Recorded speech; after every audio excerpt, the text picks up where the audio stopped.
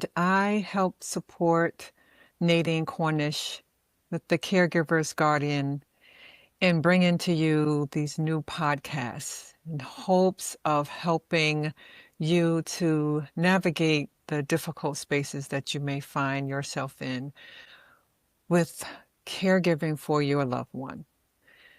Today, I'm here alone and I want to share my story. I don't believe I have taken the time to do that yet. So we want to give you a little more insight into what happened in my world and what brought me to the Caregiver's Guardian. In November of 2022, I received a call from my mom who said, "Hey, baby, I need your help." And she was about to embark on a major surgery. And I was called to go to her side and help her through that. My mom was diagnosed with stage 3 colon cancer, and I didn't have a clue on how I was going to help, what to do, what this disease was all about. It was all new to me. I was living on my own. I was a recent empty nester. My sons had gone off to college and on their own. I finally had my own place and it was quiet. And this happened 5 months later after that situation. I packed my bags. I thought, oh, it'll be 2 weeks. I'll be back home. Everything will be fine.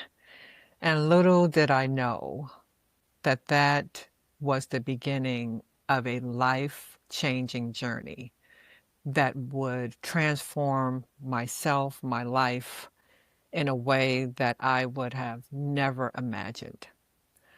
I got in that car. My mom was about 2 hours away and showed up by her side. And I am one that believes in standing up for those that I love and being that advocate, especially when they don't have a voice to speak for themselves. That's my space. That's comfortable. And I use those same skills in trying to get her the quality care that I so knew that she deserved. And I sat in that hospital room and mom had that surgery and she was very private. She had been suffering for a long time and had not told anyone how serious her condition was until basically it was too late. I had a younger brother who lived in New Jersey. We were located in South Carolina. And he came and we had made an agreement that we would work together to help care for mom. He had a high-powered, demanding job, and I knew it would be difficult for him. He shared that he would come once a month, in the beginning of the month, for about 5 days to allow me a respite. And I said, okay, maybe this would work out. I did not realize how difficult it would be to care for mom. Mom was 82 years old, and she was not in the best health before being diagnosed. And I took on 24-hour care with mom and still working full time. In the beginning, my brother would come down the first week of the month, and strangely enough, mom would not show him her true self, her condition. She would push herself to do things that she could not do when she was with me, at least I thought.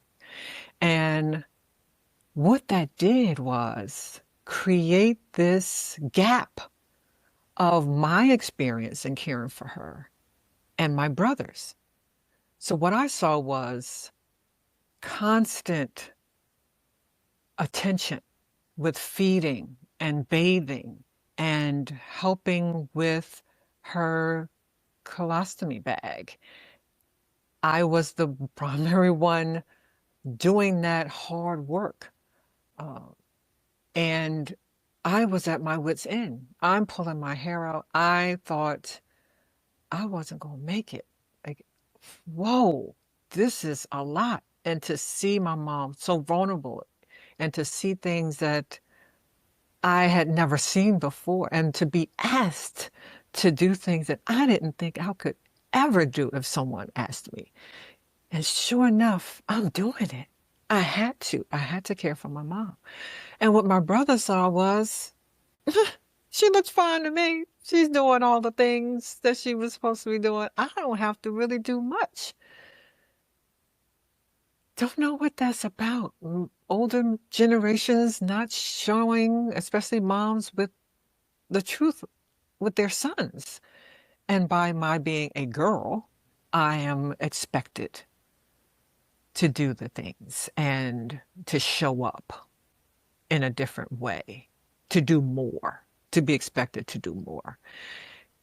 And for a couple months, he would come, and around the fourth month, I would say, it started to be too much for him.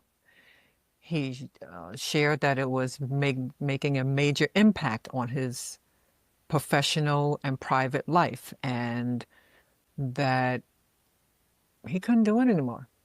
He couldn't come. And that left me in a serious bind because without him coming to stay, I could not go away to have a respite. So I had to look for other resources. I had joined the Caregivers Guardian Support Group, which was instrumental in helping me to get through this.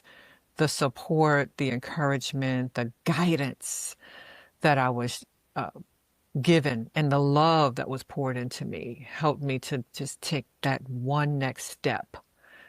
I also reached out for counseling and got a therapist specifically to help me with how to caregiving and how to be there for my mom without falling apart.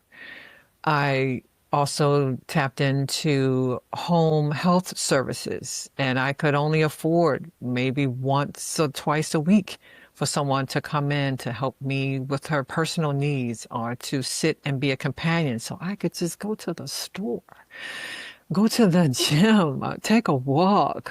My emotional and mental state was waning, and I felt like I was out on a raft in the middle of the ocean and just not knowing how I'm going to continue to tread water.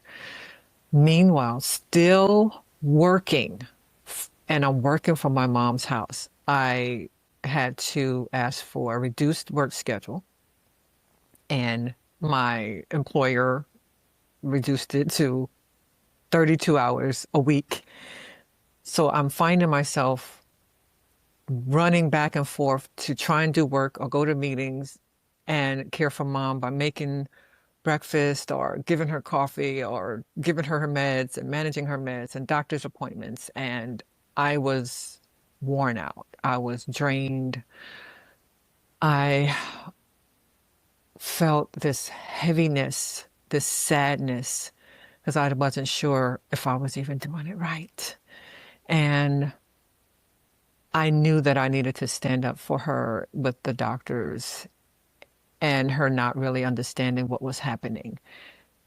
And we had to have her have chemo treatments, and that really caused havoc on her body, on her system.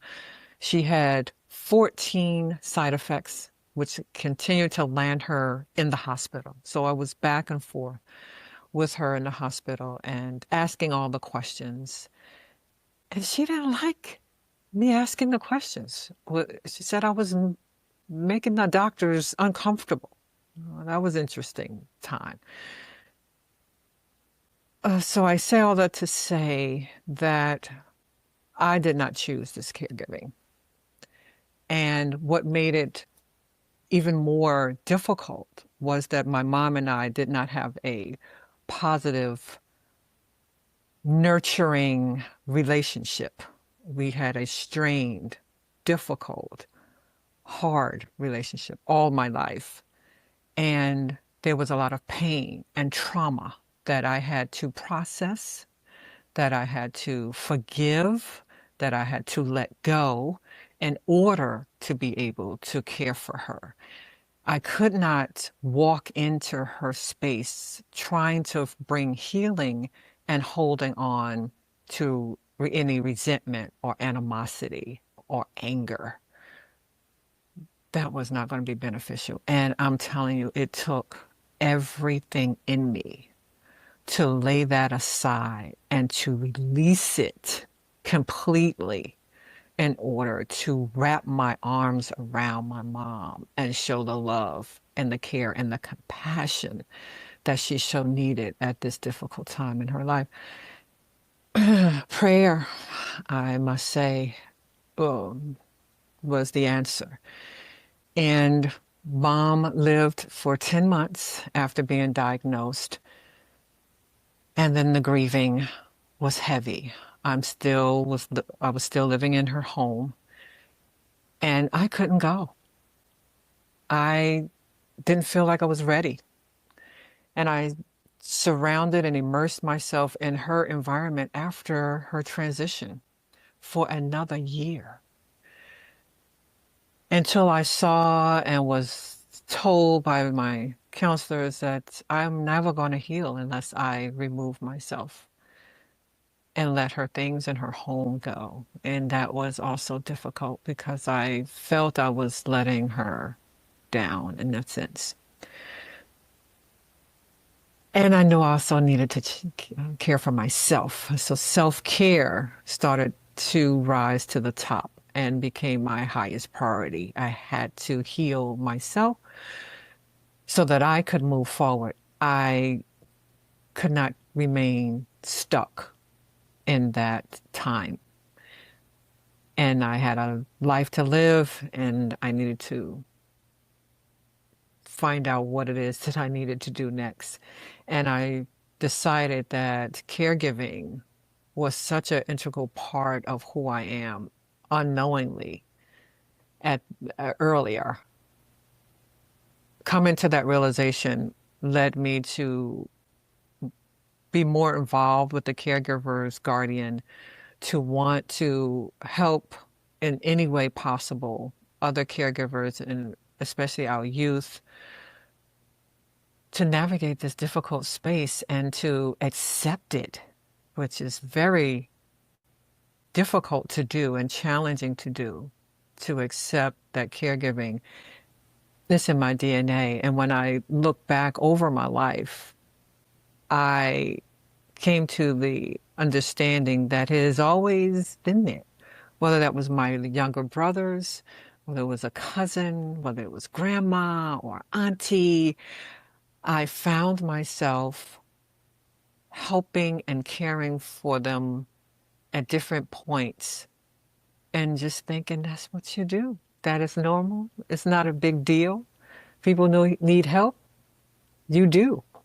And that has brought me to this point of trying to figure out how do I continue to walk forward in this space to serve and to help others, especially our caregivers.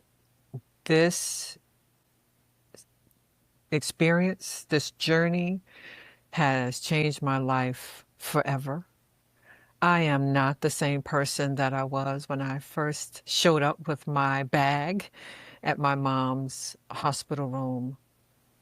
I am forever grateful for the lessons that I had learned along the way. And although I didn't understand it then, I believe I have a clearer focus now. So I know that we are getting close to our time with 15 minutes. I wanted to make sure that I shared my story and to get you to understand just a little bit more about me. I am grateful for the Colorado Coalition. I am grateful for the Caregiver's Guardian making all of this possible.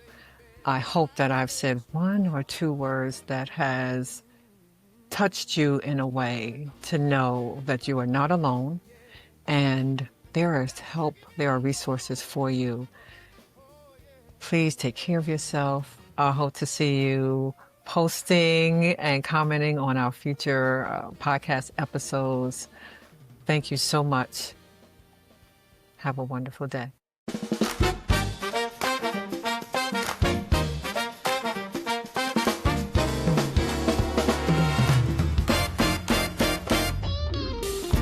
Early mornings, late night care, love in motion everywhere. Hands get tired, heart stays strong. Carry